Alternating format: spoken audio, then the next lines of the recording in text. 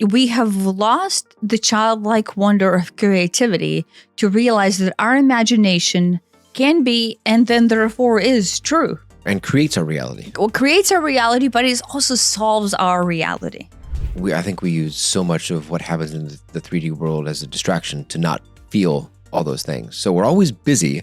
There's always stuff to do, and it's all very serious, and we all have to dedicate a whole lot of time and attention to all that stuff so that we don't really feel. So we don't integrate. And we don't integrate.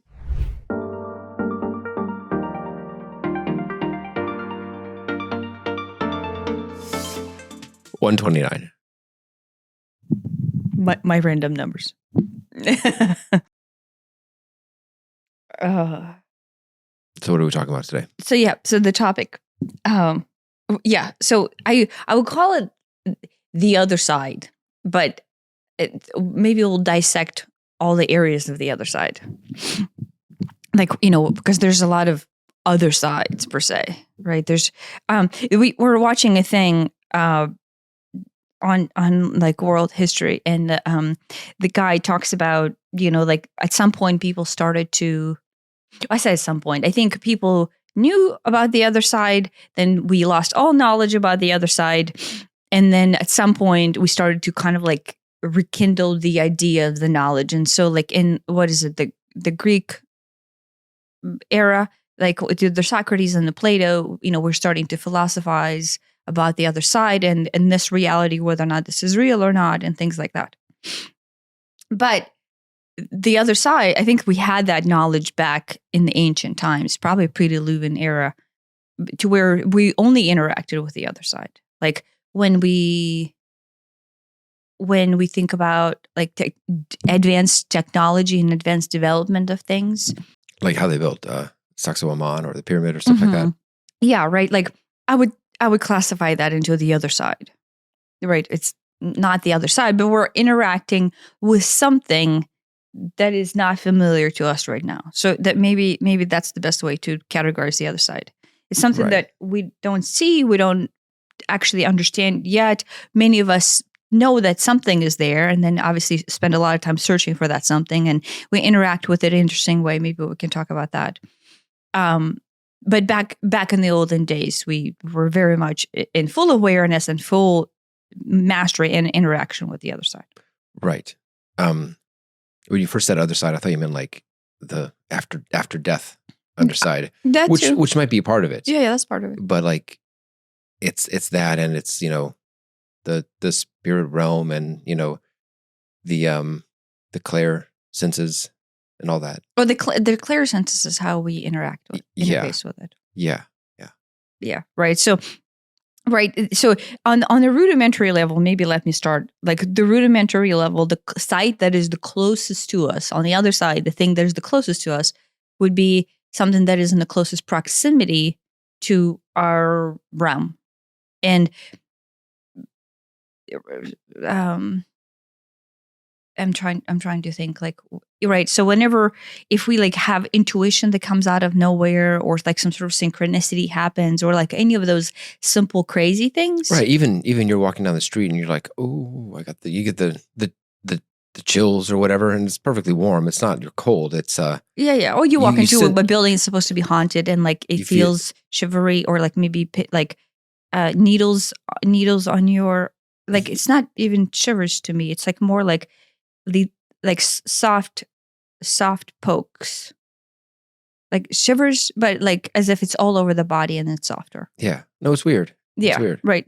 So yeah. So there's these huge amounts of fields and informations that you can tap into to be wherever you want. Right. But what's interesting is we choose to be elsewhere. And so like, you're right. Whenever you say that, oh, why can't I just stay in that field all the time? Because there's a benefit in your mind, in your psyche, to go elsewhere. Yeah. And like lately, ever since we recorded the last podcast, I think, it was just like such an adamant change into the way of being. I think the way at least it came through for me, that I've been trying to basically you know how we have our child self that we can arc into, and then basically to kind of integrate the child self into the adult self that we have been talking about for the set of podcasts like before the last one. That form of integration that you would have that basically allows the arcing to happen on the other end opens a gate for you to arc into a different version of self, like, or a different reality, or like a different, and the other side. Yeah. Right. And like, and then you can choose what the other side is. And so, but because there's no limit to the other side, you can basically just be arcing into whatever you want all the time. And so once the child self gets integrated, for the most part, I'm not saying it's like 100% gone, right? Because obviously you're living through life and you still have triggers, but then you become aware of them pretty often and you keep on building that arcway path of integration. That is the same tool that later allows you to arc into anything else. Does that make sense? Yeah, right. I mean, it's the same. It would be the same procedure. Yeah. Yeah. Same procedure. But like, and I'm not saying there's a ritual. Like what the, I guess, is that a ritual? Like what we talked about, having an adult and then figuring how an adult feels about the child, and then figuring how the child feels about the adult, and then having that built as an arc, like a permanent arc connection. Yeah. Yeah. Yeah.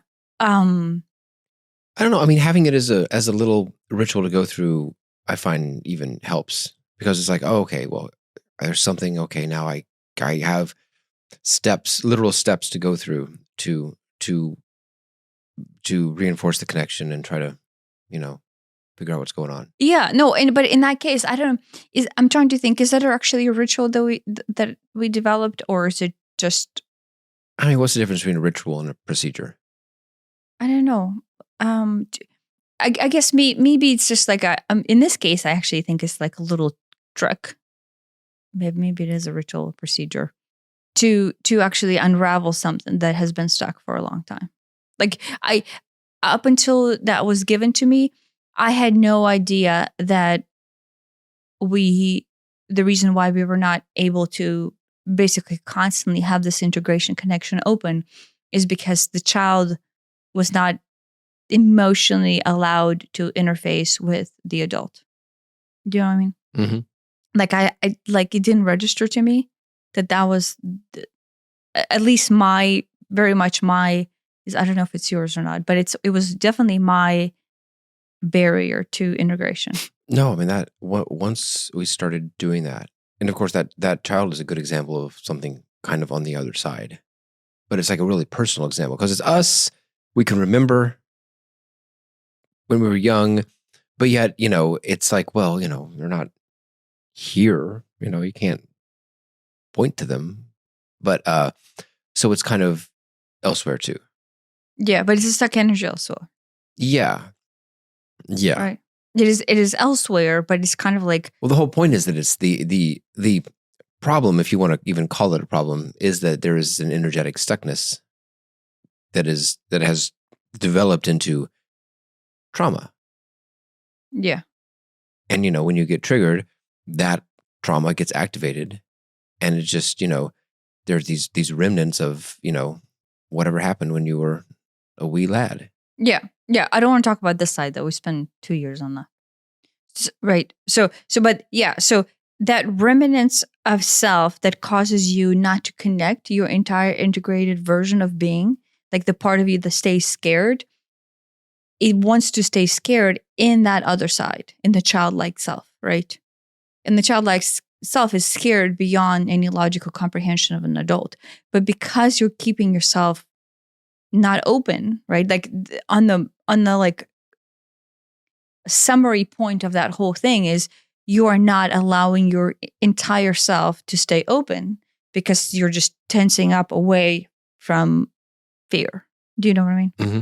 Like once you allow the integration to happen, what you realize is you have like a whole, basically, let's say if you're a receiver, the entire receiver and the entire pranic force come on board, where all of a sudden you are like in tune with yourself. So maybe that's what it is. Once you become in tune yourself by integrating your shadow, integrating your child, that attunement then allows you to tune in into anything else, which is actually a pretty good analogy, I think. Okay. So once you've made a connection, further connections are easier. Well, once you made a connection that allows yourself to actually be whole, which is basically almost like bringing like if the radio device was shattered, and then because you're shattered in pieces out of all the fear points that you have, like your radio doesn't even work, right? You right from Maslow pyramid style, you're almost spending all of your times trying not to drown. Why would you even start assembling radio pieces together? Yeah. Right. But after you take care and integrate the child into the shadow into yourself, you're like, oh, okay, look, like I'm not shivering and basically in tension all the time, and your radio almost snaps in. Yeah. Yeah. Does that make sense? Yeah, no, that's good. Yeah. And so when your radio snaps in, then basically now from the Maslow pyramid side, you actually have ability to connect to the other side, right? Because you're not drowning in the three dimensionality of fear. Right. I guess, that's a real good analogy. If you're struggling for food and shelter and water and clothing and all the things at the very bottom of that pyramid, the idea of connection to the other side is like, what? Yeah, but in our case, in the Western world, like in Ukraine, maybe you're still obviously struggling for survival, but like in America, there's no wars per se. The biggest threat might be price of olive oil. I mean, and I'm not saying that there's not other things that come up, right? But that if you don't realize that the price of olive oil is threatening, yeah, then you're not able to tune in you're not even able to connect to the other side because you're drowning in the fear of 3D. Well, drowning in it, and I think we use so much of what happens in the 3D world as a distraction to not feel all those things. So we're always busy. There's always stuff to do. There's the work and there's this and there's that, and it's all very, very important, and it's all very serious, and we all have to dedicate a whole lot of time and attention to all that stuff. I mean, almost so that we don't really feel. So we don't integrate. And we don't integrate. Yeah, we don't want to integrate. And so there's no time for this radio nonsense. There's bills to be paid and furnace will just be changed, and I got work to do. Yeah, but I want to say, right, like in the show that we were watching, he's like, people started. Wait, no, that's not the show we were watching. This is the book I'm reading. I'm getting confused now. But I think it's the same thing. When people started to pause and ponder like larger things, I think your body, your entire system is always being called to something larger. And that something larger is on the other side, right? It's not here. And you don't know what it is. I mean, that's kind of like what Chase Hughes said on that Maslow's pyramid, is that, whatever levels you have taken care of, the idea of whatever your problem is the next level up. If you've got, food and shelter taken care of, I think those are 1 and 2. Then 3 is like societal connections, I think, or something. Then that's the problem. So that's where all your focus is. Your focus is on whatever the next level of problem is, Yeah. If you've got food, okay, great, but now I need shelter. If you've got shelter, okay, great, now I need to solve these societal problems. And I don't remember what the 4th one is. Yeah, but deep down, instead of even, like, if you're struggling with survival 101, the luxury, my dad always said, like, oh, well, we in Ukraine, we don't have the luxury to pause and, like, to start healing ourselves because, we're over there trying to just manage food. Mm-hmm. Do you know what I mean? Which, I have things to say about that. But well, I mean, like, history is filled with, Buddha went around as a beggar, begging for food. He didn't, later in life, he didn't work for food in the traditional sense. If people don't give him food, he doesn't eat. Yeah. So. Yeah. But what I want to say is Maslow pyramid only works and applies if you are choosing to play a game of earth. Right. And so it does make sense if you go, oh, well, I had a message not last night, but the night before that was given to me, is that we basically choose the solution to every problem. And it was like such a visceral message that I was like, oh, wow, that is just so profound. And so in order for us to figure out how we do something, and in this case, like, connect to the other side, or to heal our shadow, or to, I don't know, pay our bills, we choose the game that is the solution to that problem, right? And so if you're completely integrated and you want to play the game of connecting to the other side and, like, let's say channeling or, connecting to the Akashic records, then you design the game of how to do that. And then from that, basically, you design an interface of how do you communicate and what you do with the information and all that. So it's still very much a game because you're in a 3-dimensionality.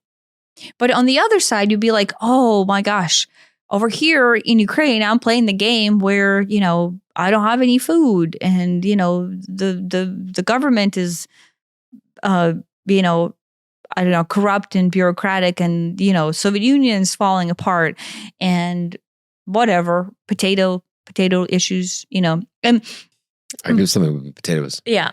But you choose that game, right? So on the higher level, you can say, oh yeah, well, Maslow pyramid is really a real thing. Like, how can somebody be thinking about, connecting to the higher realms if they're over there drowning without potatoes? Yeah. But like, if you actually go higher up and look at it through the point of integration and choice, yeah, but that's a game that they're choosing. They're choosing a game where they don't have potatoes. And this is a very, devastating part about surviving the winter, that you might not make it through. Do you know what I mean? So it's like, and it's interesting that I say that because lots of people get offended, including me 10 years ago, where I said, no, potatoes are very important. What do you, like, you saying this, I'm an idiot and I'm choosing this, would make someone That's angry. Easy for you to say. You've got plenty of potatoes. Yeah, but back 10, like, let's say 20 years ago, when was it? 30 years ago, whenever we came here, I don't know. 95 to, so wait, 30, this would be 31 year. Right. So 30 years ago, back when I'm in Ukraine and we're struggling for potatoes, right, when you're that deep and you're that dense, the stickiness of the whole thing is just so visceral that you can't even see past the stickiness. Right. You're almost like drowning in the syrup, much less see that there is even such thing as a syrup. Right. And that's, that's the place where you can approach it from the very 3D, gotta figure out solution to potatoes, or you can or there are solutions that are, I will say, beyond the 3D. Maybe these touch on the other side, such as when Jesus multiplied the bread and the fish to feed a whole bunch of people. Yeah. Right. Yeah. Right. And, so it's like magic, but that is a solution to a problem. The issue today is that everyone go, oh, that's magic. And, even if that was real, I don't got magic in me. So. But that's a choice, right? I can't do that. Yeah, that's what I want to say is, one, we have lost the childlike wonder of creativity to realize that our imagination can be, and then therefore is true. And affects and creates our reality. Well, creates our reality, but it also solves our reality. So if we were an idiot and we were triggered into whatever nonsense that has come our way, to like, oh, look, here's a new problem about potatoes all of a sudden that you didn't think was possible, right? Which is Irish potato famine. No, I was thinking we were just at the grocery store yesterday or the day before. And, we obviously still eat a lot of potatoes. We got 2 bags of potatoes. And I got 2 bags of potatoes, and there's just Kroger has the best yellow, well, I shouldn't say because then everybody will start buying them. But yeah, they're yellow potatoes, and they're just the tastiest potatoes we have ever had. Like, we bought potatoes at all other places, but they're like by far the best. And I just bought them 2 bags at a time because we usually buy them 2 bags at a time. We plow through 1 bag at a time, just, whenever I cook them. And there was a lady ahead of us, and she was one of those thrifty shoppers. And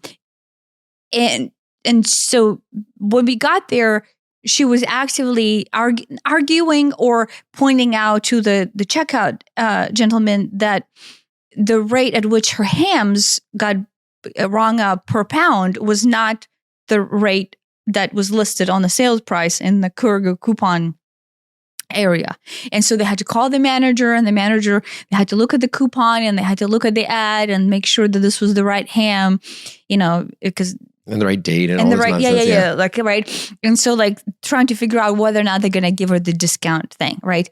And so that took at least 2 or 3 minutes. Yeah. And this is also the only line that's open. This is the only line that's open. Yes. And so I'm just like, okay, this is a very interesting experience for us. I'm like, what is going to come out of it? Because I was really curious, right? And then, he continues to scan it, and I could, I can read energy, and 2, he's not shy about. Well, and he seems, and the lady seems very, for the most part, unless there's a particular item that I know is on sale and I know has a price, I don't really pay attention to the prices that ring up. Yeah. But she was paying attention. And so, to every price that rings up. Then comes time for potatoes to come ring up, and they ring up as like $4.69 or something, whatever this bag is. And she's like, oh, no. They're on sale for $1.90 or $1.50. Whatever it was. It was a good deal. I was like, wow, that is a huge discount on potatoes. She's like, and so he then calls up the manager, and someone has to go run. Somebody and has check to go over there to check the price on the potatoes. And so this is another delay. Oh, and then on top of that, in the meantime, he's angrily eating a candy bar. Then she decides she needs to buy because they're on sale. All right. So everything with her, the reason why I'm explaining this is her game is to get a deal. Right. Like she's which I get. That can be fun. And I will, the Kroger mails us coupons. I will go through the coupons. I'm like, we're buying this anyway. It takes 5 seconds for me to hand them a thing, and it saves, $1.50, 80 cents, whatever. Yeah, but okay. I want to say from the desired choice standpoint, right? She leaves, and he makes comments about she does this all the time, and she's here every day. And she actually tells us she's at Kroger all the time, so she knows all the pricing and how it works and what's on sale and what's not. But think about this. So going back to potatoes. In Ukraine, our reality is, we have to work the crop circle, every year in order to make sure we survive the winter because we have enough potatoes. I mean, I would add onions to it too. They were kind of go hand in hand, but potatoes were the primary. And so our game is then survival through solution is working our land to ensure that we then harvest, plant and harvest good potatoes to make sure that the yield is good. So then we survive over the winter, right? But that's a choice into a game. And in her cases, I will not have a lot of money, or at least pretend not to have a lot of money. I don't know what the actual truth is. And then we'll choose to interface with the world to where I'm always getting a deal. To the point where sometimes it's 50 cents at a time, sometimes it's $3 at the time on the potatoes, whatever. And then the excitement of dopamine she gets when she looks at that receipt and sees all of those things on the Kroger checkout line come off of as discount, to her is the ultimate amount of safety, right? Well, I mean, maybe safety and maybe winning. Winning, but because deep down, she's not processing the density that now she has turned this into a fun game, but the truth is she's living in fear and lack of not enough. Yeah. Right? Not enough. Like money is not enough. And this is the game that I do. Now, I'm projecting and pretending. Like for all I know, she's a multi-billionaire and she lives in some mansion. And this is like literally just for shits and giggles that she does this. It could be the case. Like it would work the exact same way. If you were the richest person in the world, but you were still living in some sort of Ebenezer Scrooge style situation? Some sort of a lesser than situation. You would, do coupon clipping and Kroger sale ads and, possibly, I don't know, be on some sort of financial aid if you can squeeze that out here and there in order to play the game of winning. Yeah. Right. But at this point, it's actually irrelevant because the game that she's playing, whether or not she's a multi-billionaire or whether or not she's actually poor and that she needs this in order to survive, is the same. The choice is the same. There's some sort of stuck emotional trauma about there's a charge. There was very much a charge. Well, the charge at this point has tuned into a positive because it's a dopamine, in order to offset the cortisol level of the stress that is associated with what happens if I buy potatoes at regular price. Yeah. Right. She's almost not allowing herself to buy potatoes at a regular price because she wants to be stuck in the game of the choice of this is the solution to my problem of lesser than. Right. And it doesn't matter how much money you have. So the complications that we create to the problems that we create is the choice of how the game is played, because we want things to be exciting and complicated, and we want to use our brain and we want to use our creativity to solve problems. I mean, I can definitely relate to that. Yeah. Like almost like, ooh, how clever can I be? Well, not just that. I'm a little bored, or I'm a little disenchanted with life. Let me go find a problem so that I can solve it. I don't have a problem, but I'm sure I can. You don't have to try too hard to find a problem. Yeah. Yeah. And so then the creativity, right? Because everything is basically a creative outlet into the world. Yeah.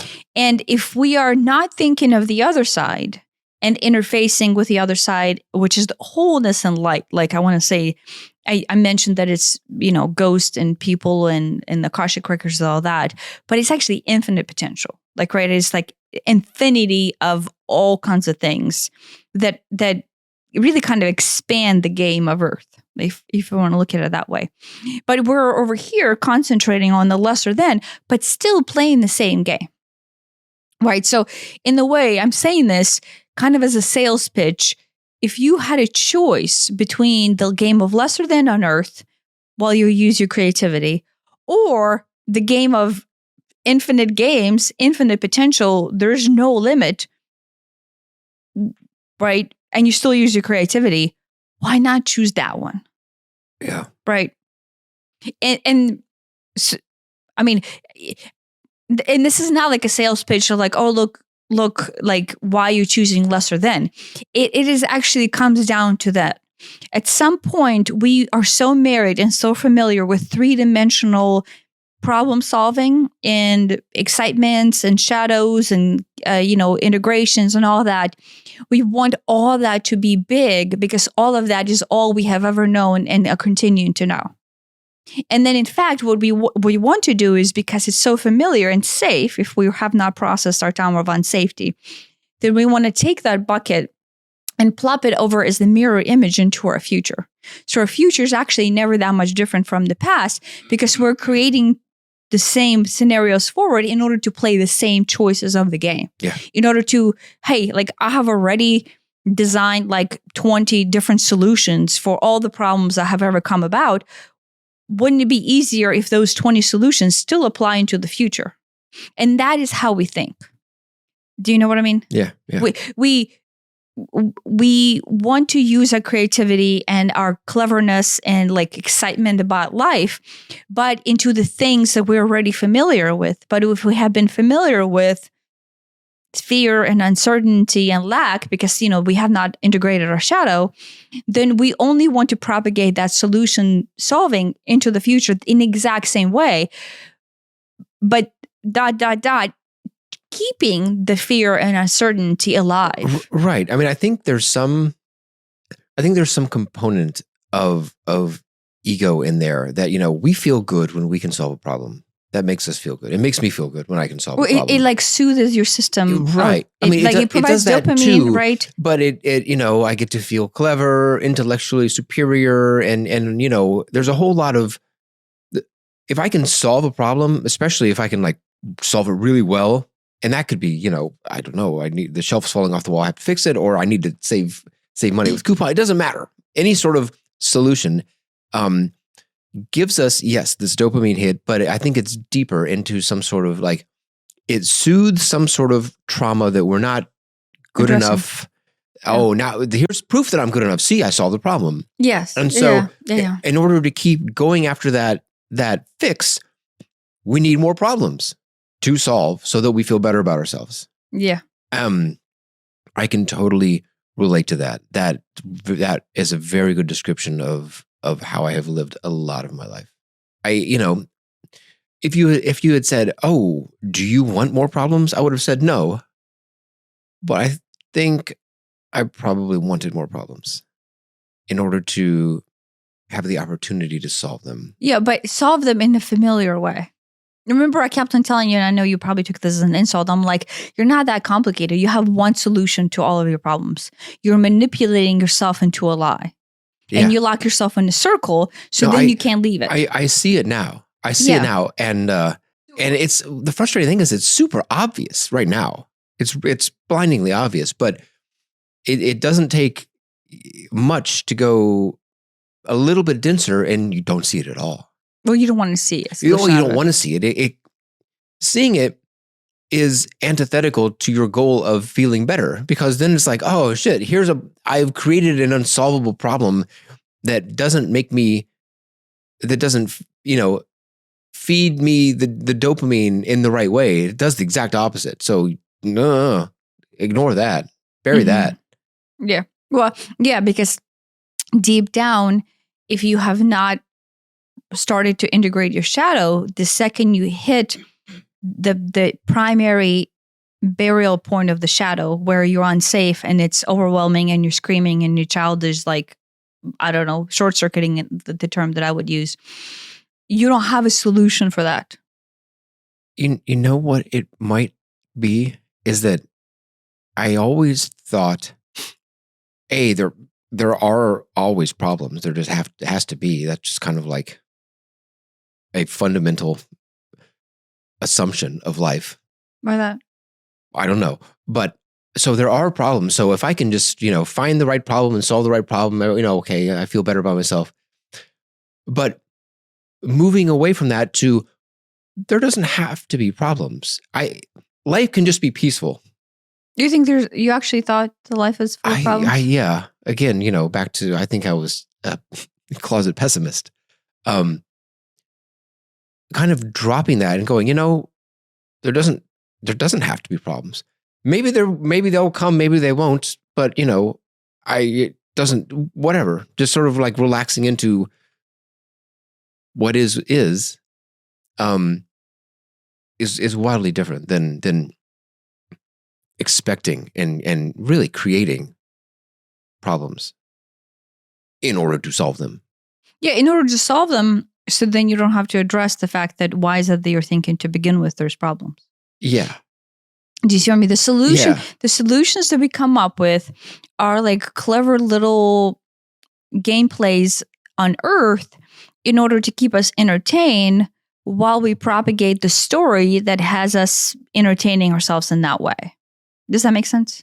Like, it's actually bigger than just like, oh, here's a problem and I'm going to come up with a solution and I'm going to be clever and it feels all good and great. No, the goal is like, I come to Earth to have a set of experiences, and set of experiences could be whatever. But because you come on Earth and your set of experiences, it comes out of your pre-programmed, shadow or trauma or curriculum or karma or dharma, whatever you want to call it. It's all the same. You want the problem solutions to be fitting for the curriculum that you came here. But then, you have practiced them and designed them and kind of like orchestrated them so much that you don't want your curriculum to be different because you already know the solutions to all the same problems. Yeah, got good at it. Well, you got good at it, but then like how many people go, oh my gosh, like this is just always happens to me, or like, oh, every 5 years or so this just happens. That guy at the restaurant. Yeah, You're talking about his sister. Yeah, like how many people are like, oh, all of my relationships go the same, or like they say like woozy me, or like, oh, isn't that strange? But no, the truth is, you came here to exercise an outcome and you have pre-programmed that outcome to be like, oh, every 5 years I have an opportunity to revisit this and play the same game again. Yeah. And this time it might be different. The colors of the house might be different, or the car that I drive might be different, or what city I live. But you are reliving the same set of circumstances, which is the same set of problems. So then you can come up with the same solutions, or in this time, reinvent yourself and come up with a different solution, but you're still choosing to play the game of not addressing the shadow. Yeah. I mean, one way to do it is to, there has to be problems. Another way, which is probably better, but still not relaxed, is there can't be problems. Can't? There can't be. There has to be no problems. Like, what do you mean? I don't know. Like some sort of like, in the same way that like we are constantly, finding problems, inventing problems. There always has to be a problem so that I can solve it. The opposite. They're like, there has to be zero problems. I don't know. That feels like an option. And as opposed to, well, no, I'm not. It's I'm an not, option. I'm not but going like to go in find them. denial. Yeah. Denial option. Sure. Yeah. As opposed to maybe some sort of like Osho style tantric path of like, whatever happens, and I'll deal with it as it happens if I have to. And it's more relaxed. There's no, you're not forcing these distractions to come distract you all the time. Yeah, but the distractions there is, you think, as a solution to what? Right. But to some other problem. Yeah, but that's the thing is, as long as you think there is something to be solved, there will always be a problem to solve. Do you remember? And oh my gosh, I want to go back and smack myself for saying this. Back when I was, gainfully employed and I had a jobby job, we're always talking about, quitting and starting our own thing. And I'm like, oh, but if I quit, I won't have any, what is it? I won't have anything to worry about. Or I won't have anything to. Yeah. You don't want to quit because you wouldn't have anything to complain about. That was, to me, at that point in my time, I thought my job was the biggest problem in my life. If only, but, yeah, and but I'm like, no, if my biggest problem goes away, I don't have any problems. I don't have any problems. Hey, if only. Which was scary. It was scary. If only. Yeah. I think in honesty, what I was actually afraid about is, whatever your biggest problem in life is, you are hyper aware of that. But it's familiar. And it's familiar, and you're very aware of it. And it's safe. And maybe you're working on it, maybe you're not, but you know what the biggest problem in your life is. And if that disappears, whatever is number two, which you have no idea. You have no idea what it is. But then bam, all of a sudden, now you know what it is because it's the new biggest problem in your life. And I don't know, maybe it's something bigger. Maybe it's something, harder to solve. Maybe it's, I don't know. I thought, work's my biggest problem. Okay, now it's going, oh shit, now my marriage is my biggest problem. Oh my God, that's worse. That's actually more serious. That actually should have been number one instead of number two. Oh my God, now that's a bigger deal. I think I was afraid of that. I was afraid of if this very surface level problem that I can pretend is my biggest problem in life goes away, ta-da, I quit. Now I'm working for myself. Okay, life's great. What's going to take that place? And I honestly did not know what it was, but I think I was afraid of what it might be. Right? Yeah, but deep down, it's just fear and unsafety. Right, it's fear. You're afraid because it's going to be unsafe again. I'm afraid it's unknown. It's unsafe. I don't know necessarily what it is. I don't know if I have the ability to deal with it. Yeah. Yeah. That goes to kind of like outlining and showing why we would choose to continue to have the same issues over and over, because we're very familiar with them. And as much as they suck, guess what? At least I already know all the ways to deal with it and all the ways that it brings me stress. Mm-hmm. And deep down, we're choosing the same problem because we do not want to, because we're afraid. Just give me a pain that I'm used to. Yeah. But deep down, what I want to say is the other level, a larger level, is to not go, oh, wait, whatever problem you have is, again, like if work is your biggest problem, it's still a surface problem. And whatever problem will come to replace it would also be a surface problem. So work and marriage and houses and money and potatoes can all be addressed at the core level of what is the child's psyche holding on in this as a fear point of unsafety. Yeah. And so, yes, you will, if by some miracle you choose to solve one of your biggest problems. Me quitting is not solving the problem. That's me abandoning that problem.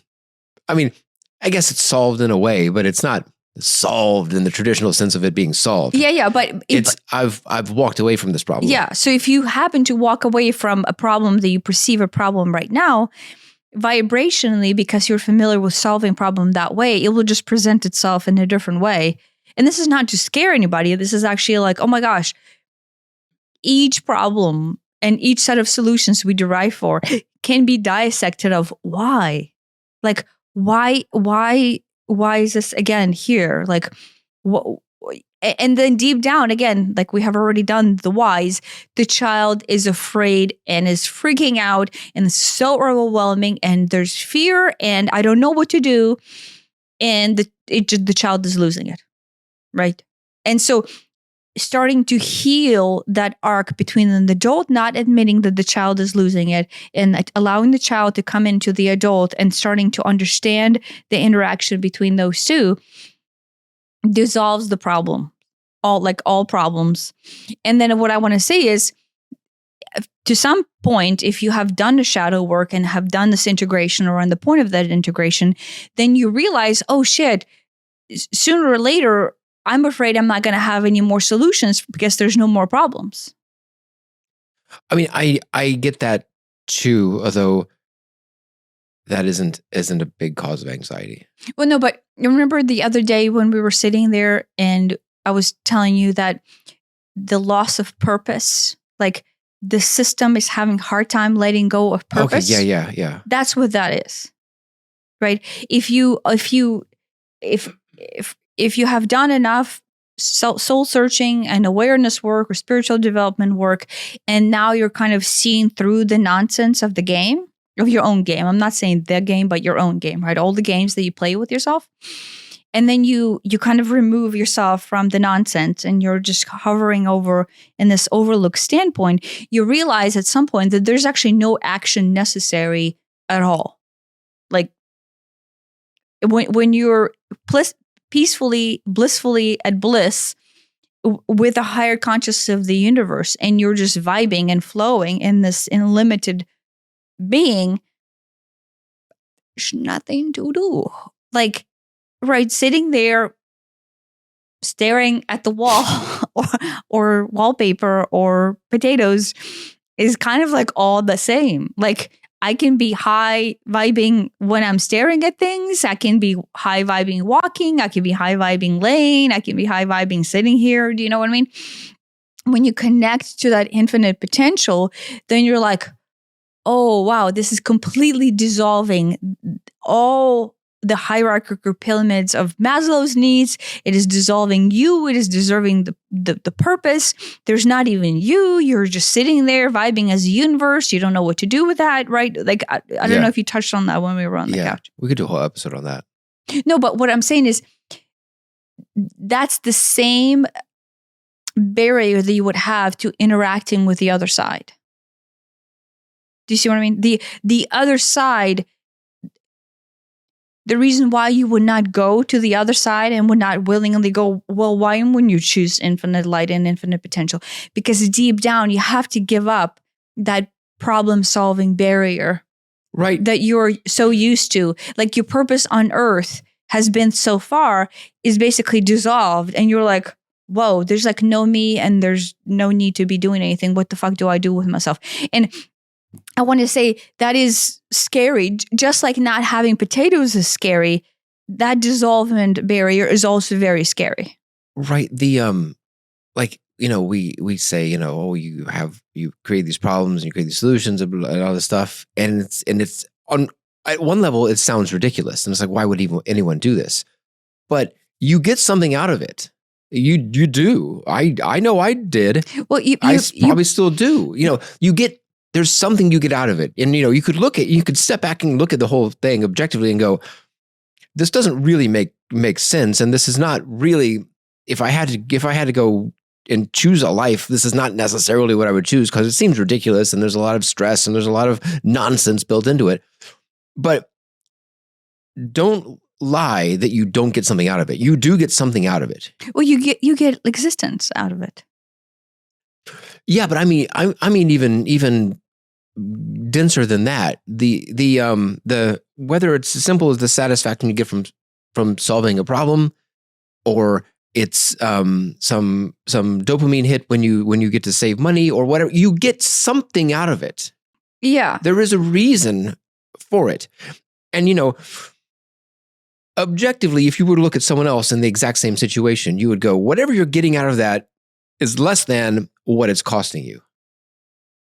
In terms of, all the nonsense you have to put up with in order to feel good about saving 20 cents or whatever, but when it's you don't see that. All you see is life is what it is. This is unavoidable. And the best I can do is try to save 20 cents at a time. And I feel better that I save those 20 cents at a time. I can relate to 20 cents at a time. I'm not saying don't use coupons. I use coupons. We go to Kroger and I see something that I'm going to buy anyway and it's on sale. I'll buy 5 of them if we've got room to hold it because we're going to use it. There's nothing wrong with saving money. It's the charge behind it. But it's also in your case how you feel, right? Like how you feel about saving money. I feel good about saving money. Yeah, but deep down, what are you like? Here's what I want to say. Yeah, you get something out of it, but you're saying everything positive. But deep down, let's work all the way down to the truth of what is it that you're still propagating by saving money. There's not enough. At some point, there's not. We gotta if there was an infinite amount of money, there's no point in clipping coupons. So you can still clip coupons and play that game, but right. Separate yourself from the not enough. Do you see what I mean? I am carrying around a concept of money as a finite resource. Because it is not limited. I mean, I've always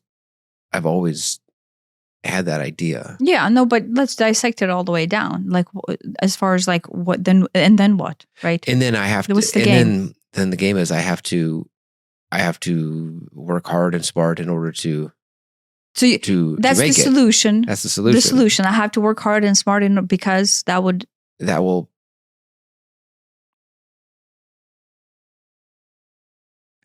make money, but then that ends up proving to myself that I'm worth something.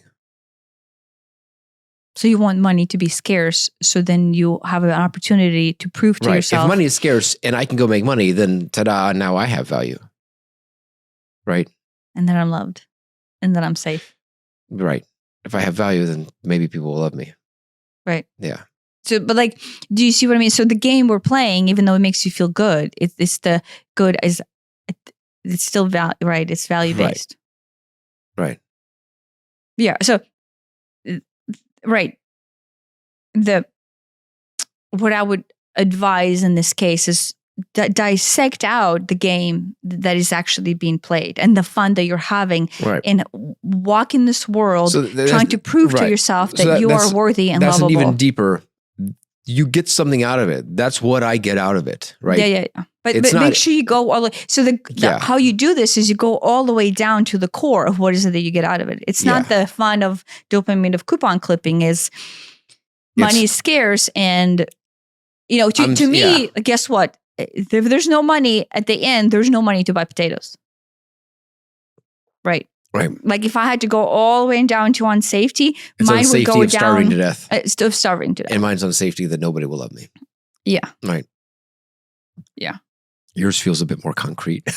Yeah. But deep down, right. But I didn't grow up, but you grew up where starving to death was a real possibility. And I just didn't. But I grew up where not being loved felt like a real possibility. If you want to bring the Maslow's pyramid back into this 3-dimensional, I guess like labyrinth of loss, my presets of all unprocessed trauma and fear from the childhood standpoint is very much come from the origination of where I was and what was the preset when I was.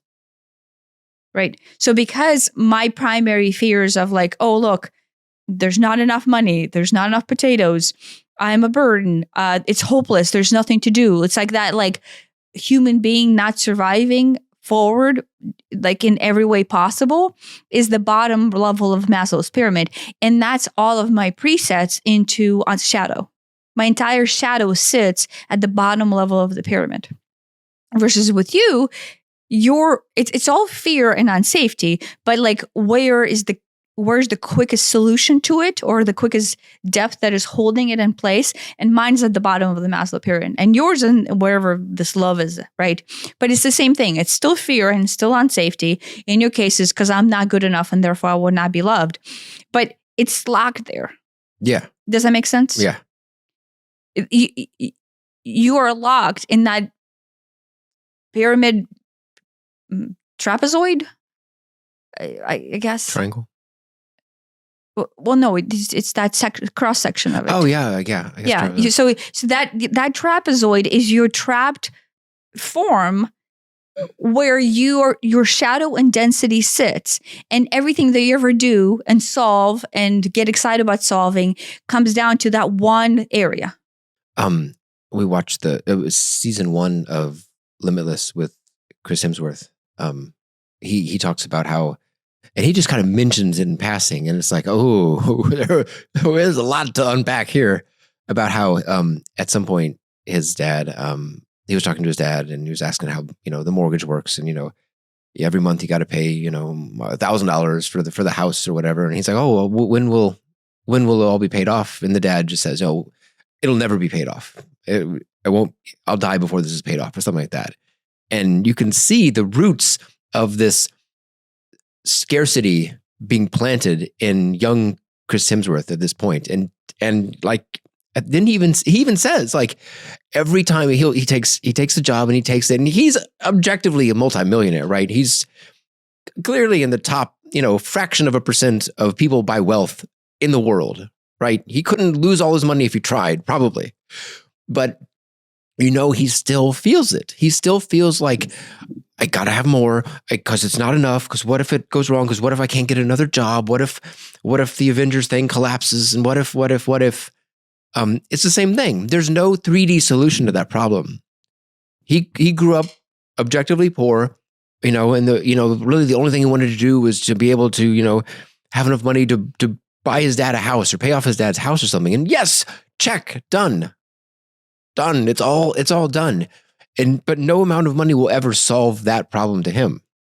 Well, no, the exploring of that lock will solve that problem. Right. That's what I mean. Yeah. There is no 3D solution. More money doesn't solve it. Yeah. But more potatoes doesn't solve it. Yeah. My question is, right, if we're again comparing this side to the other side, the reason why most of us want to stay on this side is because it is known, it is familiar, and we are almost addicted to our little trapezoidal square of treadmill. The what? I'm almost like a treadmill. You just got to keep going. Yeah, we're almost addicted to this, whatever level of Maslow pyramid that preset our trauma, and we will almost want to propagate it. And so, like, it doesn't matter how much money I will have, just like Chris Hemsworth, I will always be in scarcity about potatoes, right? And I purposely say this as a very trivial, I guess, trivial example, and maybe, like even satirical example, but that is how I feel about potatoes, right? And so my trapezoidal level, if you want to look at it from the Maslow pyramid standpoint, has the game being played right there. And it's actually not even a treadmill, it's like a hamster wheel where you're just running in the same stories and the same solutions over and over. But at some 3D level, it feels like buying more potatoes solves it. I'm sure to Chris, it feels like if I can just get one more job, that'll pacify it, at least for now. Well, it's the dopamine of the solution that he come up with. Yeah. As a child, when you develop the trauma, you basically create, your rudimentary crayon drawing of a master plan. Get more jobs, get more money, get more potatoes. Yeah. It's like, what can I, so think about this. I mean, we have already talked about this, but I will repeat it here for this point, is as a child, you got trapped in the idea of like, fuck, and you're just kind of like, you're like stuck screaming. Like, I think quite literally, energetically, you're stuck screaming. And then you're like, well, I can't be stuck screaming. I have to come up with a master plan. And so you take a crayon, in Ukraine, we don't have crayons, but in America, they have crayons. So you take crayon and you scribble down whatever the fuck this is, that is your master plan, into a solution forward. And it's like, I feel hopeless right now. This is completely overwhelming. I don't even know what's happening. and this is too big. This is like objectively in any way too big, but I can't continue to be this way. So I have to do something. And the do something is to begin numb, right? To learn how to not to feel this overwhelm. But then, which is why we don't ever want to go into this area, right? So numbing is the first solution. Like we'll just numb off. We'll pretend like this is not the case. But that is actually how we feel right now, unless we have done our shadow integration. So you're just screaming, actively screaming all the time. But you can't feel that. So you're pretending you're not screaming. So like there's this disconnect between the psyche of like the reality versus the painted truth, right? So like when we go out there and we put on acts and put on faces and we do this and I do this and all to fit it, all of those are acts because deep down we never want to sit down and admit that we're screaming. It's actually like super that simple. Like because if you take someone down and you regress them down into here's your shadow and here's your pain and here's the core of it, it's just screaming. Like there's not even, I don't know, words, coherence, logic. There's nothing there. It's just a child crying and screaming. And in my case, I know short circuiting, right? So like short circuiting is not an option. So anyway, so once we come up with this crayon solution of here's how I solve the world, then you go out in this trapezoidal Maslow pyramid style trying to solve the world of like, okay, well, guess what? From the logical standpoint, it feels unsafe. What feels unsafe? Oh, I don't know. Let me grab onto, the potatoes seem to be really important. So then my childlike brain goes, okay, it seems like I feel unsafe and everybody agrees that potatoes are important. Let's put potatoes into our bucket of safety. And so then you go, okay, so what do we do now? Okay, now we spend our entire time thinking and then basically trying to figure out how we get more potatoes every year in the harvest season. Right. And it's the most important thing now, period, regardless of whether we have money or not or whatever, where potatoes be on sale, potatoes, whatever. If the potatoes are not there, equates unsafety because that is what I have assigned to my rhetoric of unsafety. Right. And so you have this positive feedback loop when you can add potatoes to the pile and a negative feedback loop if that potato pile gets low or empty. Yeah. Yeah. Right. So if I don't process the trauma. COVID, we've been to Kroger times and there's no potatoes. Or at least the potatoes we want aren't there. How's that feel? I have to buy different potatoes. How does that feel? I mean, we eat them, but they're not that great. Yeah. But how does that feel?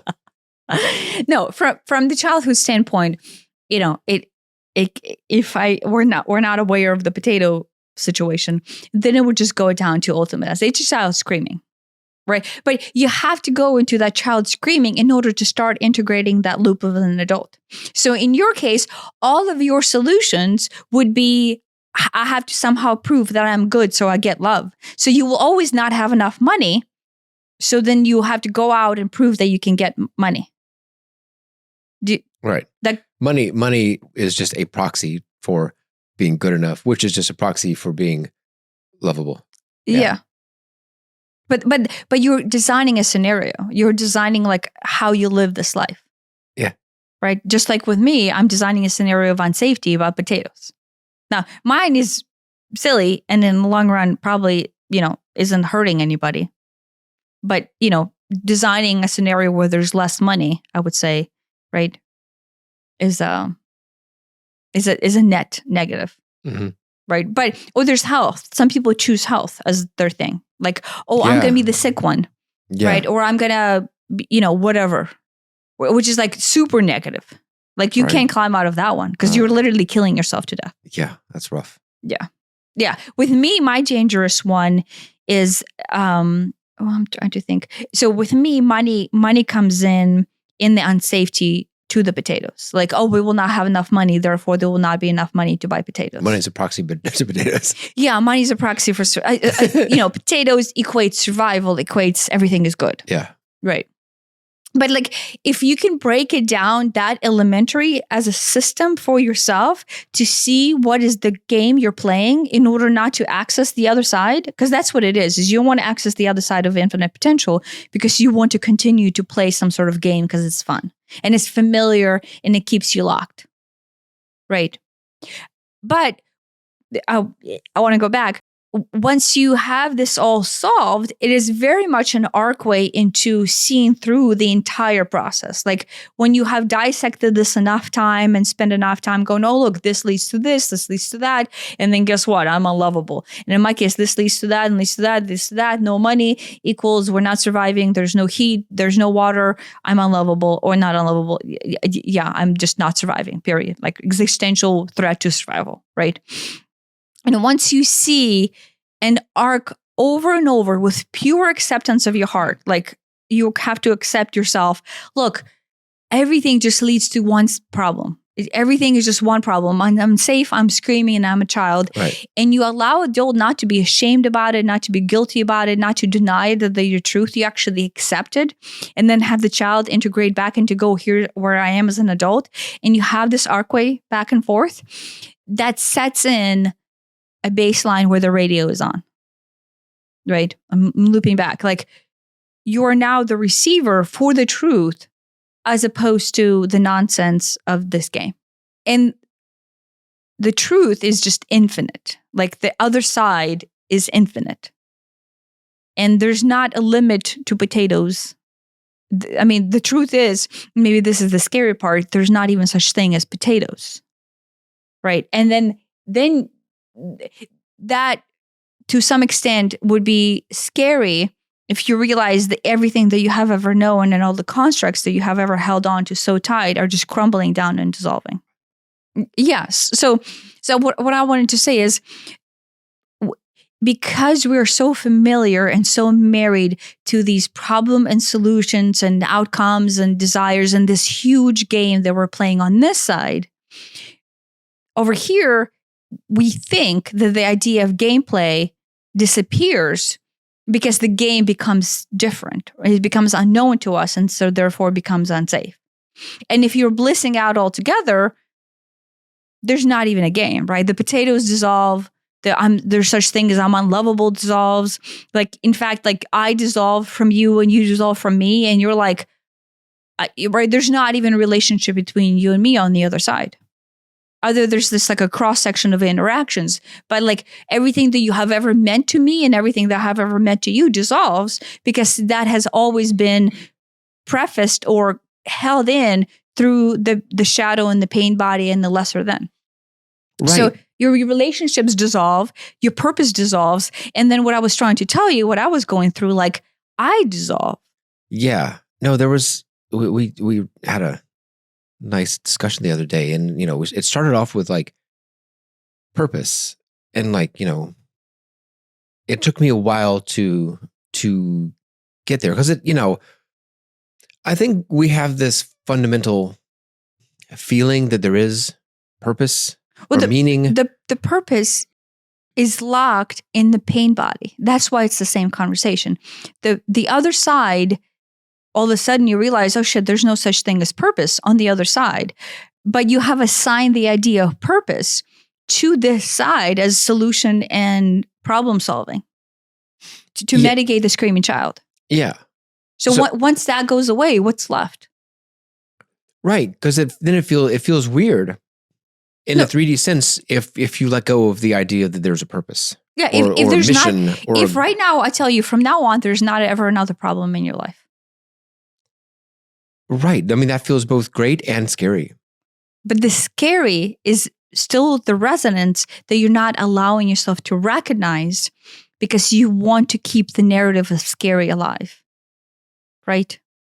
Because the integration of you into the child, into your shadow, still holds that there is such thing as lesser than and scary and a non-existence, then you want to keep that side alive. You will never go to the other side because this side provides. Right. In the dense level, I can't even wrap my head around a life without problems.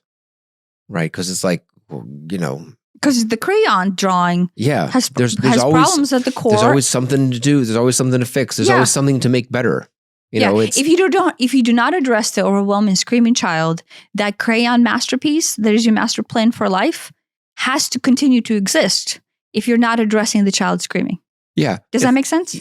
Right. I mean, because if you address the child screaming, and that's fine, and then you integrate it into your adult, is there a need for the master plan of the crayon drawings? There's not. Like my mind goes, oh, but if there's no problems, then therefore everything is perfect. And I can't even imagine everything being perfect. But like perfect is a construct itself. I know. I know this. I know this. Like I'm just you're telling you measuring perfect against such thing as non-perfect. I know. So you're still splitting duality. Right. But that's what I'm saying. What is the hold that has you still wanting not to open into the other side? What is that block? I don't know. I wonder how much of my how much identity is still comes out of doing stuff, solving stuff. Maybe it's that. Or, I don't know how much of it is I can't picture perfect and how much of it is I can't picture myself in that. Was like, well, where am I in that? Almost. I don't know. Right. So but then the truth comes out. Where do you want to be? And you want to be somewhere where you're familiar. Right. No, it's very familiar. That's for sure. And it sounds nice, but at the same time, it's so wildly unfamiliar and abstract and feels hypothetical that it's like, I can't even wrap my head around it. Well, because it's unsafe. Which makes it unsafe. Yeah. So if you go down, you're still not addressing the screaming child that still feels unsafe. No, it's clear that it all leads to unsafe.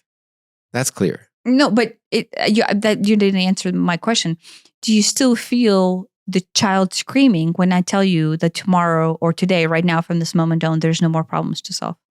And then there's not a purpose. There's not the master plan of crayon drawings is done being implemented. The gut reaction is yes, but if I relax into it, it goes away.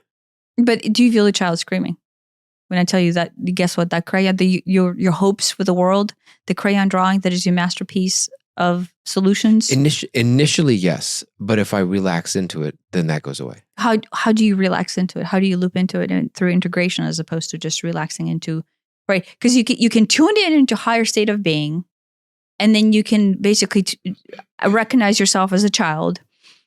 But the only way you would actually be in a higher state of being is not when you're tuning into it, is when you integrate your adult self into your child self, your child back into the adult self. The entire system is integrated. And then you're oneness with the wholeness as opposed to tuning into the wholeness.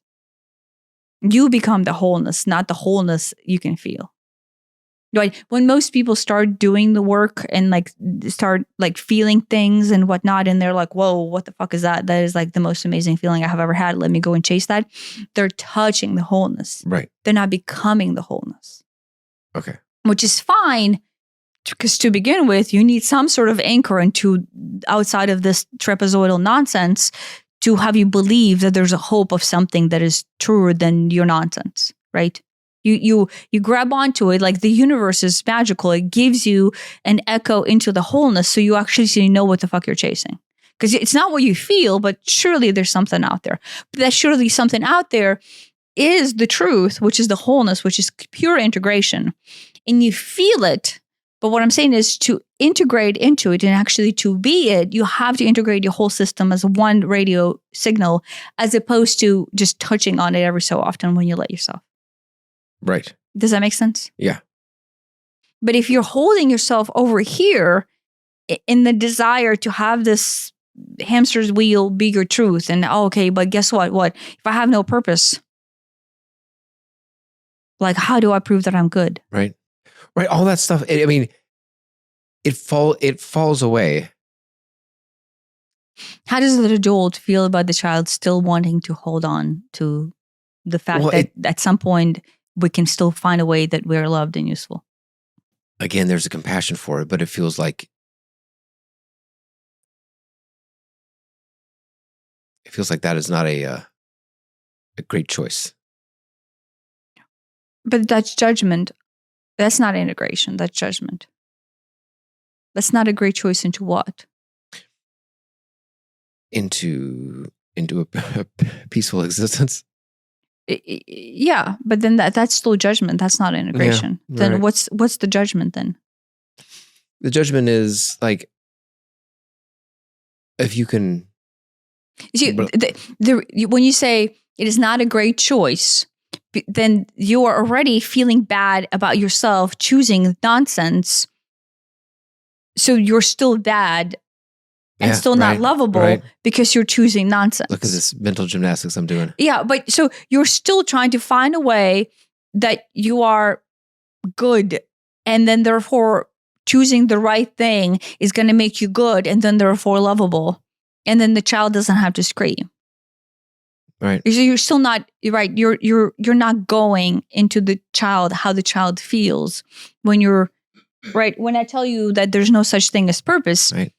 No, the child wants there to be something that I can do.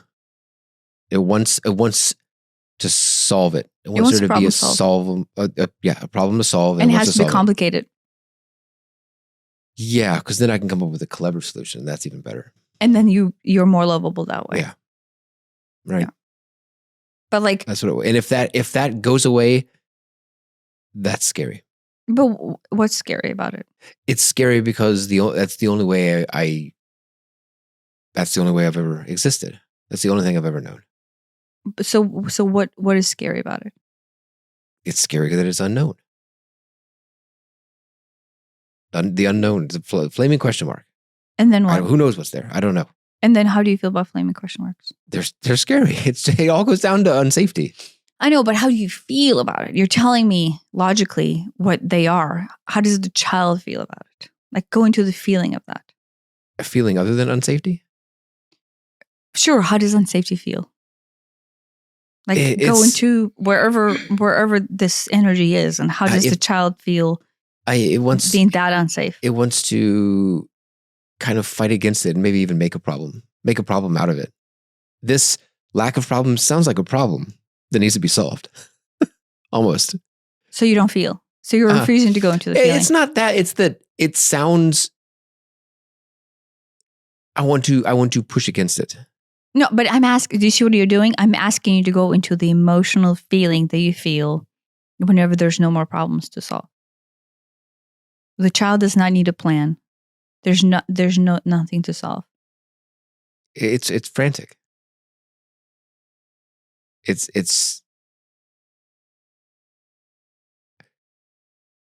feels frantic because it's like it's scrambling to bring the known past into this. And the known past is there's always a problem. So if there's no problems, there's this franticness of like, God, surely there's a problem here somewhere. If there's not a problem, then that's the problem. The problem is that there's not a problem. Yeah, but then how does a child feel emotionally?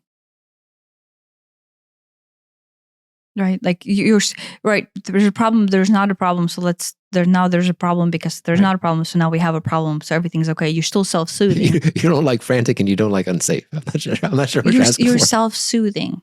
I'm asking you to go into the emotional energy that you actually feel. That is frantic and unsafe. So you're not self-soothing. Don't let yourself self-soothe. Feel the emotional vibrational frequency that child feels in that moment. Panic? Unsafety? You don't have to describe it to me. I'm asking you to feel it. Oh yeah, I mean it's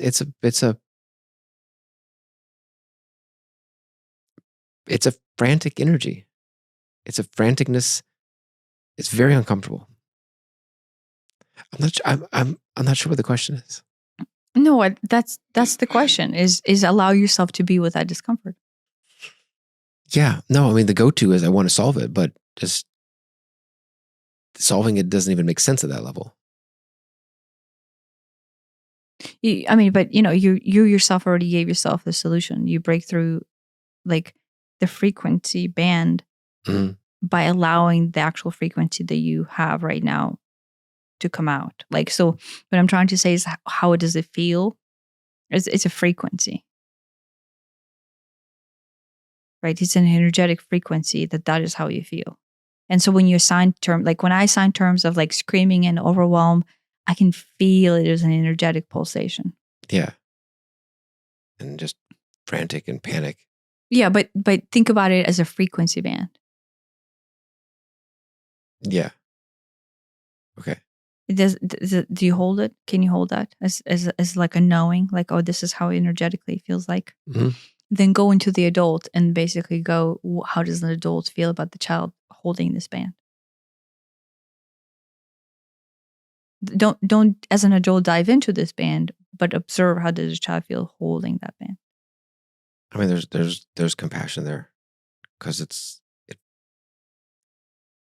I mean, maybe that's judgment too, because it's like, oh, I want to help him let that go.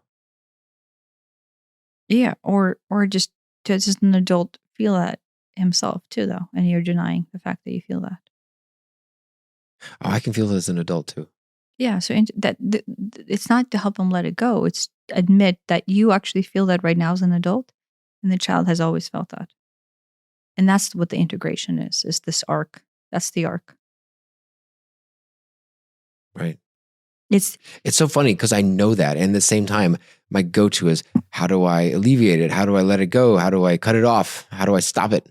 can you arc the child frequency of that feeling and recognize it through the compassion arc into yourself as an adult and see that they're actually pulsating at the exact same rate but are being cut off in the middle? Yeah, that's exactly what it is. I feel it as a child. I feel it as an adult. Me as an adult wants to stop the child from feeling it. Me as an adult wants to stop the adult from feeling it. Right? So there's this wall that's like not letting the feeling juice go back and forth. Yeah, but it's the same frequency from the past Sure, as it is sure. from No, the it is. current. It is this low grade existential panic, which, like, it's weird because it doesn't make sense. So I can't even try to. Oh, that's why as an adult you don't can't even even try want to to- allow it in because see you can't logically place it, Yeah, I mean, it literally makes no sense because but you feel it. like, from a thinky point of view, it's like, well, this sounds like the dumbest thing in the world. But you feel But, it as an adult. But yeah. Yeah. No, it So- feels, yeah, like life-threatening existential crisis type So thing. that's how integration feels, is you as an adult allow that feeling to come in into you from your child because you're accepting it and allowing it. And the child is already vibrating it. You as an adult vibrating it. But this wall is the lie that is the division between your truth and the actual truth, and actually truth on both sides. And so therefore it's like a split on acceptance. I'm just checking my pulse because it's a bit higher, just from this panic. Yeah, but does that make sense as far as like what integration is? Yeah. I mean, just seeing that. I mean, it helps. I mean, the panic is there, but it's more. Panic's always there. But now it's like, okay, now I can. It's like it's there when it's seen, or it's there when it's hidden. When it's there and it's hidden, it's just rotting things away. At least here, it's in the open. Yeah, but everything is that, right? The game that we choose to play is just to cover something up that is always there. The truth is always there, right? The other side is infinite and it's just acceptance of truth. It is just truth. But over here, when we're not allowing the truth to be the truth, then, right, the radio signal is just like, oh, guess what? No. Let's not let this come in. Right? Because over here, we're still denying the truth, right? But that's, if you're choosing to integrate and you're choosing to see the other side is beyond the truth. Like, it is like truth is almost the starting point of the other side. Like the entire wholeness that is existence of all being starts with truth. Like the truth is like the first step into infinite potential. Yeah. I don't know if you could feel it, like, right, whenever you, like vibrate high enough of a frequency and you're starting to integrate, what most people will do is they will feel like how magical it feels on the other side. And like you touch the other side, or like when we had our ceviche experience, right? Like you're just like vibing this like high frequency, like unlimited love. Yeah. Right. But like there's, and I'm just touching this. So I'm not like all the way prepared to say how quickly it comes in. But as you start to basically activate yourself through the point of integration and this radio signal into permanent truth, there's this acknowledgement that I am truth, as opposed to I am becoming truth, or I'm touching on truth, or I am vibing with all that is, right? Like that dissolving of you is like the first step into like, oh, there's no me, there's just truth. Okay. Right. But then in your case, you would feel it completely threatening because there's no purpose, there's no solutions, there's no problem solving, there's nothing. Yeah. I mean, that is, I'm not actually saying there's actually nothing, but that is how it would feel. To step over the threshold would feel like completely dissolving of the stories and the choices and the solutions and the games. Yeah. No, I see that.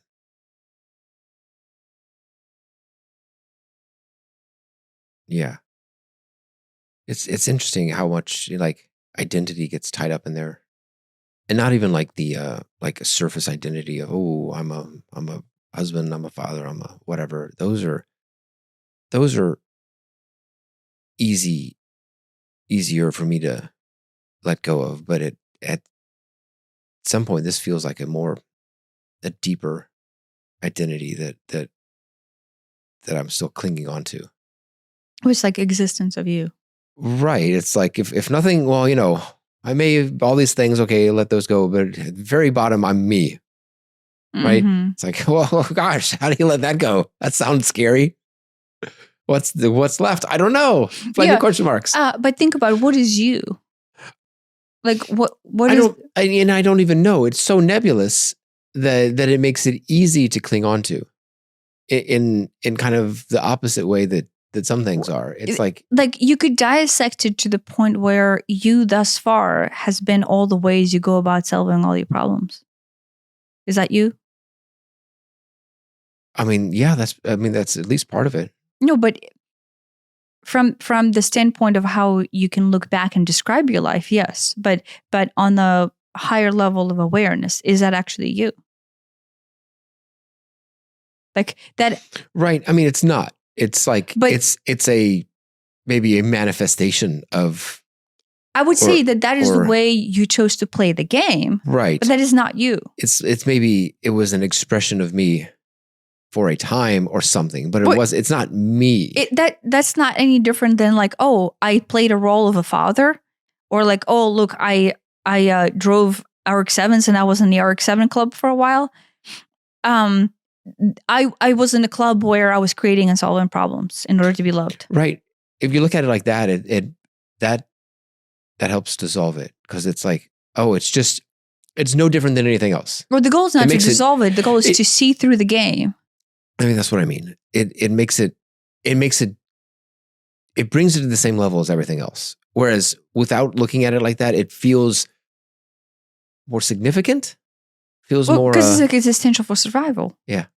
Me playing a game in this way in order to not feel unsafe and not have the child completely short circuit and be overwhelmed and be screaming or be frantic and hopeless, whatever that energy is, make sure you feel that energy as a child, as an adult, has been your go-to solution in order to mediate something or mitigate something, right? You're mitigating away from the feeling, but that's not you, right? Like you is not someone who mitigates problems or comes up with problems and then finds solution. Like that's not an identity description.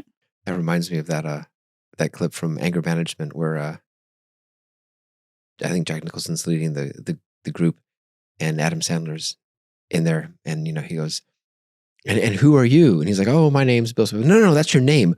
who are you? He's like, I'm a, I don't know, carpenter. No, that's your job. Who are you? And he's like, maybe someone else can give an example. He's like, oh, he doesn't even know who he is. It's like, of course, it was all, I guess, designed to poke him. The angry man. But does he get poked? I remember in the movie. Does he flip out? I think he does. Well, he does it well, where it's like that, like you can tell he's raging inside, but he's got it somewhat controlled on the outside. And at some level, who are you? And like, I was doing this kind of like dance around it. Oh, I'm a soul incarnated in a body. And okay, that may be true, but is that even the answer to the question? I don't even know. Now I don't even know. Who am I? I don't even know. I don't even know if that question makes sense. I mean, it makes sense if you're on this side. On this side, yeah, sure. A name or a job or a whatever, is a acceptable answer, I suppose, on this side. Well, anything is acceptable answer depending on the level of vibrational awareness you want to draw to any one question. Right. And I start giving these more and more abstract answers. I am a shard of the universal consciousness. Okay.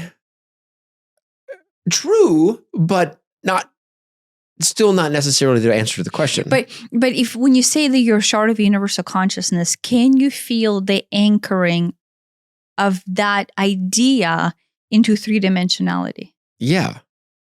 It is a three-dimensional answer. And it sounds like it's not a three-dimensional answer, but it is. It's a three-dimensional answer in order to still anchor yourself into the present moment. There's still a me. Of some sort of repeated cycle. You're still trying to keep the cycle repeating. Your trapezoidal Maslow's level of existence still repeating, because as long as I am a soul incarnated on earth trying to have an experience, then there's still something to solve. There's still something to experience. There's still something to do. There's still something that is you. Right. And when we were talking about this on the couch, I'm like, oh, a shard of the universal consciousness. I don't know how much higher I can go. I'm at a loss to go any higher than that. And yeah. Yeah. No, I mean, I can tell you, like, because like when you integrate and you are over there and you realize that statement is still a lie. And it's still some sort of sales pitch to yourself. Yeah. So you saw It's clear because I kept coming up with it. I'm like, ooh, I've got one. Ooh, yeah, I'm a soul incarnated in human. That's right. Now, see, there's no me in that shit. That is me. All right. Now I'm a shard of the Ta-da! I can't argue it because these. While I believe these things are true, it is not an answer to who are you. And so. Right. I'm like, oh God, and even if I could go up another layer, which I'm struggling to do, I'd feel great and clever for a second, but then I'd be right back at the same point. In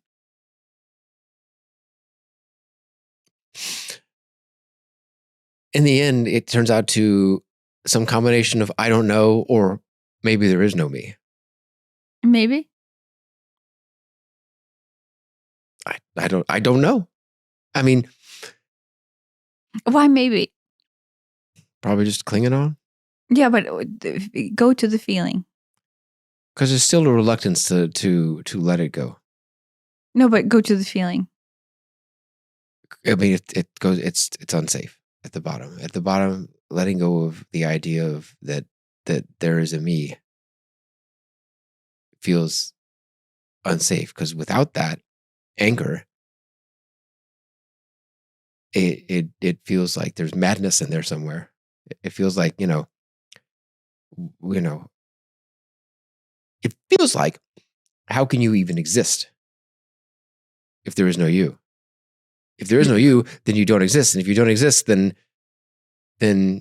what? You're gone? And that sounds unsafe, because that's almost the definition of unsafe. The whole point of safety is to keep you here. So you have to keep you in the here. Right. together. And so, yeah, you got to have both. You have to be here. Have Where's to be here? 3D land. I don't. It's all very.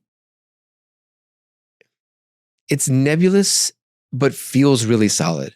It feels like there's some sort of solidity of like, here's the okay. I'm still here. I see. Ta-da! Still here. And going down this path removes that, and it feels literally existential. Yeah, but existential, then what? I mean, if there's no me, then that's the ultimate unsafety, because that's the whole point of safety is to preserve me. The entire goal of safety is preserve But me. you do realize you're going in circles, because then I will ask you what is you, and you won't give me an answer. I won't give you an answer, because that's where the problem starts, is that if there is no me, then it's unsafe. If there is a me, then I need to preserve myself and stay safe. Yeah. Am I in there is a me and everything's fine circle, or am I, there's not a me and I don't even know circle? Those are the two options. Yeah. So when you're in the situation where there's no me, then what? Then it feels unsafe, because there's no me to preserve. And that's just, it's unknown. It's ambiguous. What's the frequency of that from the childhood standpoint? It's more panic and existential threat. Okay. And then how does an adult feel arced in? I mean, it's the same thing. Can you marry the two through the arc? Yeah. No, it's I can see the same thing. It's the same thing. It feels like even the thought experiment of doing it is wildly unsettling. Yeah, but if you allow, right, so if you read the frequency of the two, right, and you allow the frequency to join, to come into one cohesion, like to integrate into itself, right, that you are an existential threat because there's no me, and then like that frequency band of needing it to be you, and the fear of it not, and the hopelessness, and the radical behavior, and I don't know what other words you would assign to it, right? But whatever that frequency is, if you gave it space, and if you introduced truth, and you gave it light, like if you actually gave it permission to be there, what's one step above? Like when it's in the space with permission.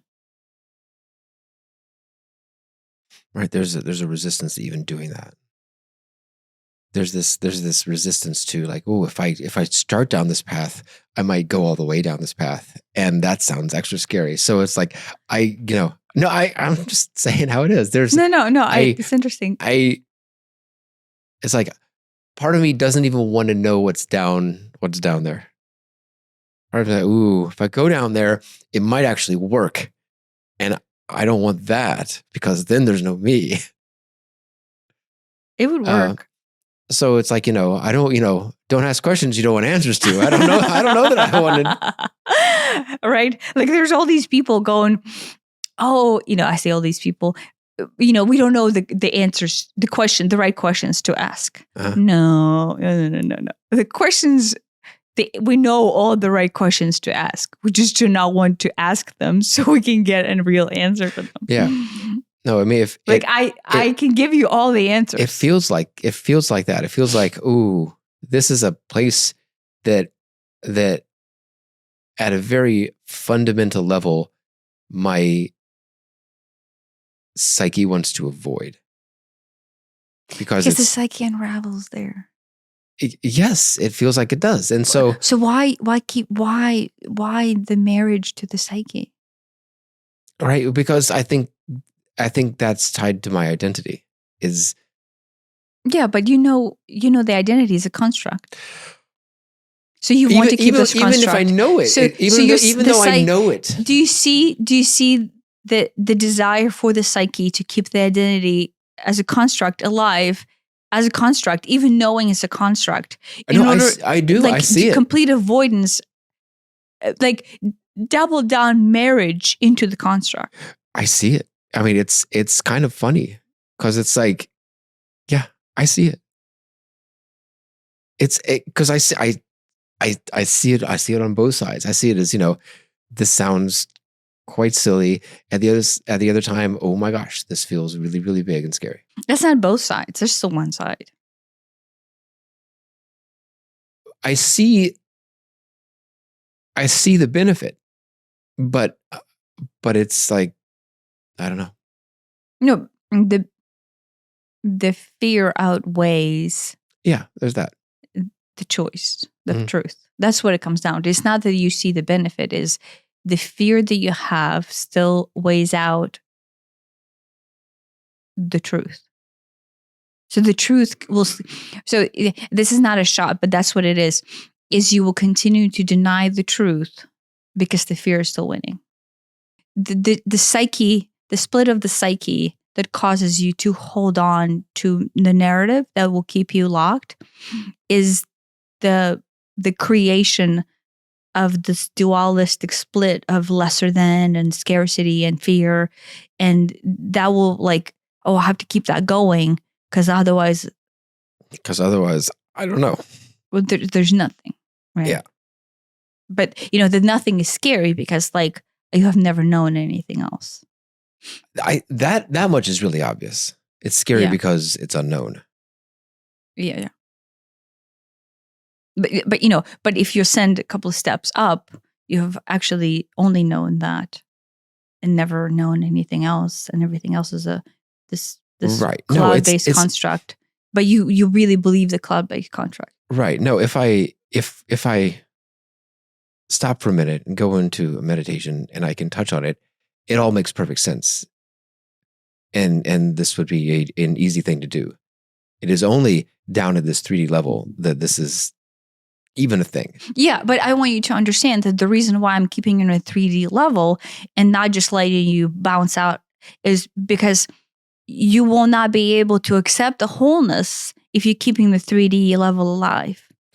Right. Right. So in order to integrate, you have to acknowledge the truth of the 3D in order to integrate it into its wholeness, in order to then be the wholeness that you're going to bounce into, as opposed to fake bounce into wholeness and keep the 3D buried. Right. No, I see that too. Right. Yeah.